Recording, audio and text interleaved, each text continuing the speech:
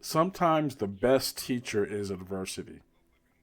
I've already known that the one program I was using to edit my videos was not the best, but it was easy and it was intuitive. I will give him that. But as I am moving away from that, I just find more peace in knowing how to do things in different apps. And this is what this video is all about.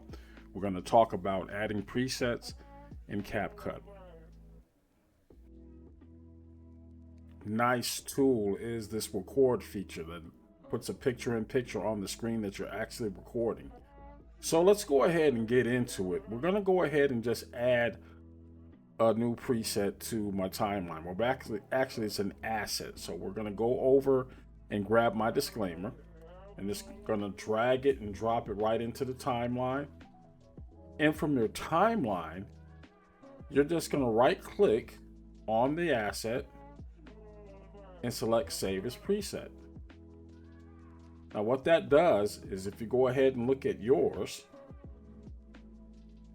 and you select My Presets, you'll see it's already there.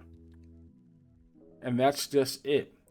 What that does is it enables you to just be able to quickly move in and out of your timeline of your project and already have your materials ready to go and just drag and drop everything that you need for your opening sessions and everything else.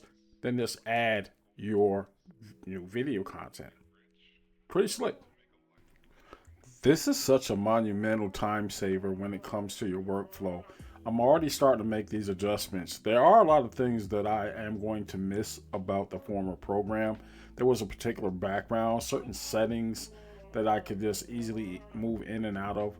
It's just going to be a learning curve, and that's what you have to tell yourself whenever you're learning something new. Now, this is an opportunity for you to learn something new. So as we begin to start gravitating towards this new program, you can find some new favorites.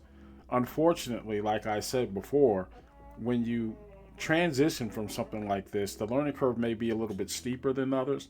That's only because there's just so many more tools available in the new program.